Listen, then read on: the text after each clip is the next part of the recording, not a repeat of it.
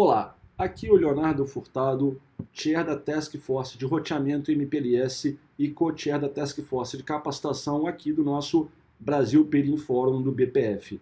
Esse vídeo está sendo gravado em alinhamento ao artigo Redes MPLS para Provedores, que foi publicado na wiki do Brasil Peering Forum do BPF.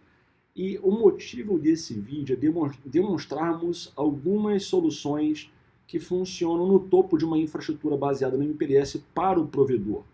Quando pensamos em provedores de pequeno e médio porte, há sempre aquela percepção de que o provedor de internet ele oferta apenas os serviços de internet, o que, embora no pequeno e médio provedor seja a maioria na parte de receita ou de volume de assinantes e tudo mais, na verdade, uma infraestrutura moderna de última geração, pautada pelas excelências e boas práticas do roteamento IP, das infraestruturas turbinadas pelo MPLS e tudo mais, na verdade, esses pequenos provedores eles têm que pensar em atuar como legítimas operadoras, fomentando a entrega de múltiplos serviços naquela sua infraestrutura, que ela é compartilhada por diversos tipos de clientes, com a contratação de diversos tipos de produto envolvendo conectividade de internet, serviços de comunicação privativa entre sites da empresa, seja por roteamento, seja por L2, fornecimento de conteúdo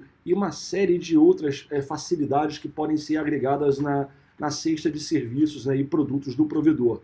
Então esse vídeo aqui ele vai apresentar uma coisa bem interessante acerca de o que dá para fazer com o MPLS dentro da infraestrutura.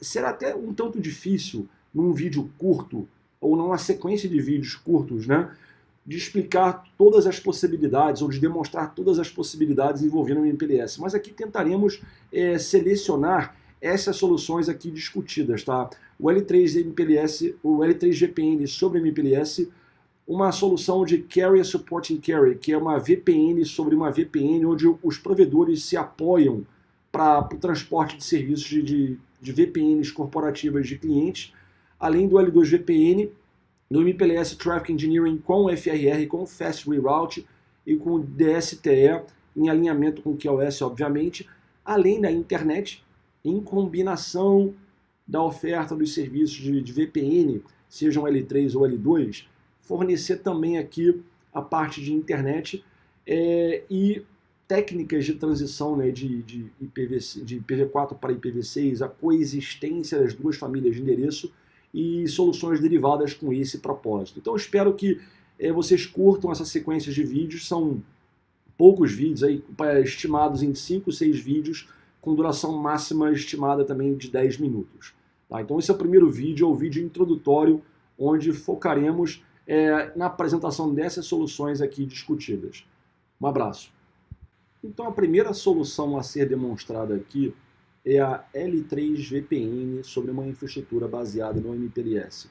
Entenda o seguinte, várias organizações possuem necessidades. Por exemplo, imagine que você tem uma empresa com presença nacional, onde há uma matriz em uma cidade, uma capital brasileira, São Paulo, Rio de Janeiro, Salvador, Belo Horizonte, Porto Alegre, não importa. Então você tem lá, né, essa empresa com a matriz localizada numa capital, e em outras capitais ou em outras cidades do país, essa empresa possui filiais, unidades fabris, centros de distribuição, filiais, pequenos escritórios, etc. É do interesse dessas organizações de interconectar essas unidades, esses escritórios e filiais e tudo mais. Então a necessidade é essa. Eu como organização, como empresa, eu preciso interconectar as minhas filiais, fábricas, etc. Como é que eu faço isso? Entenda que há várias possibilidades aqui, várias ferramentas, cada qual com vantagens e desvantagens. Quer ver um exemplo clássico aqui? Eu poderia construir minha própria rede. Eu vou passar aí centenas de milhares de quilômetros de fibras de norte a sul do país e eu monto a minha própria rede. Não é factível, né? No aspecto financeiro, obviamente.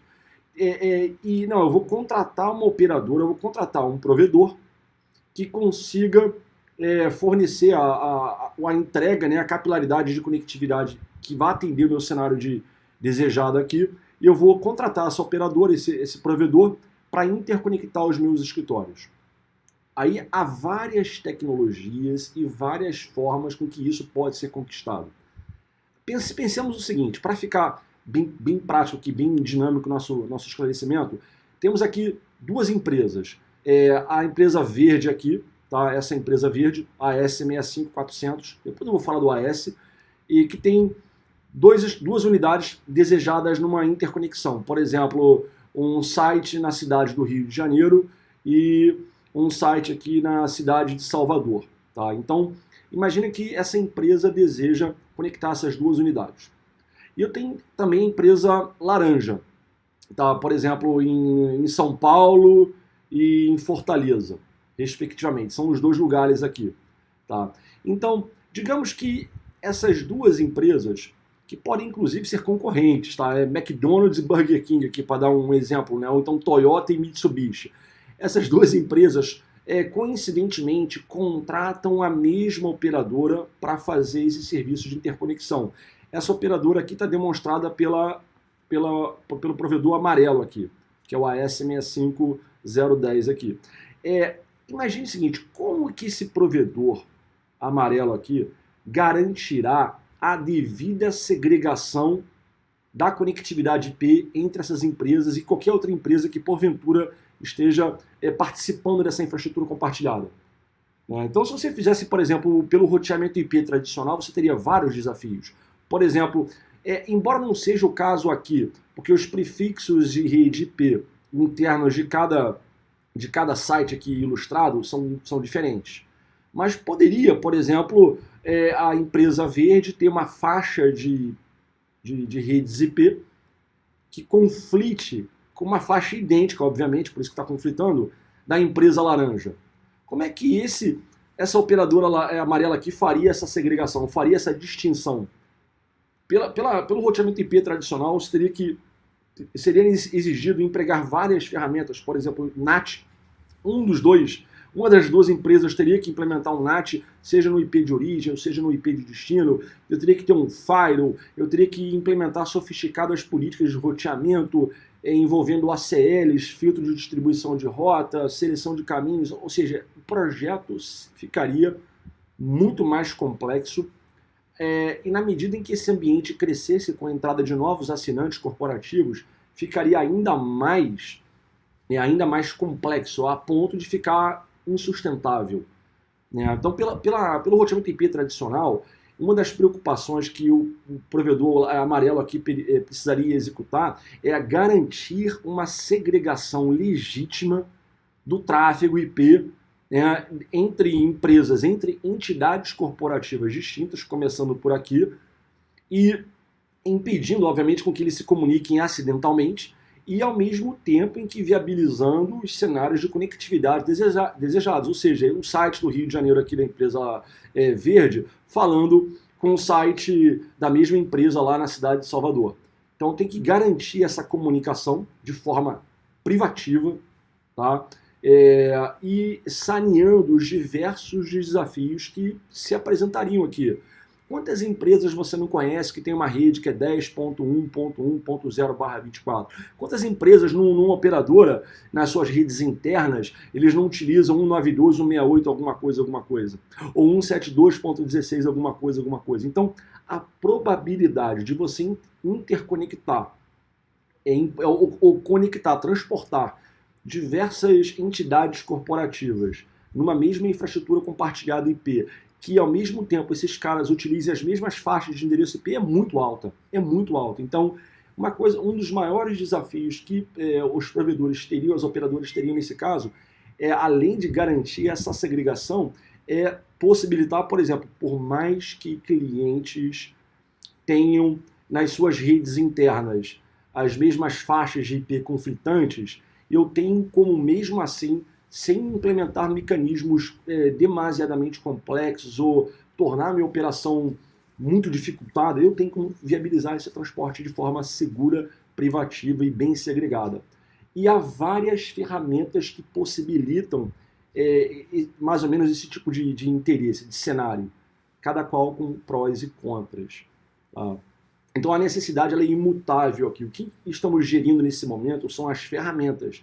Então, o conceito de ferramenta permitiu uma evolução de várias técnicas, das quais eu julgo, e muitos compartilham do mesmo sentimento, as tecnologias baseadas no MPLS apresentam ferramentas mais interessantes que viabilizam justamente esse cenário desejado de conectividade, onde eu vou conseguir interconectar empresas, sites de uma empresa de forma privativa, mesmo que haja conflito das faixas de endereço IP, e saneando muito da complexidade dependendo das ferramentas que eu tivesse que implementar. Então o MPLS, as L3 VPN pelo MPLS são uma das ferramentas que existem vários tipos de L3 VPN, né? Tem VPN simples, complexas, de serviços gerenciados, internet como VPN, tem várias possibilidades aqui. Mas os cenários que você consegue costurar usando o L3 VPN como MPLS são bastante interessantes, e é exatamente isso que vai ser demonstrado aqui.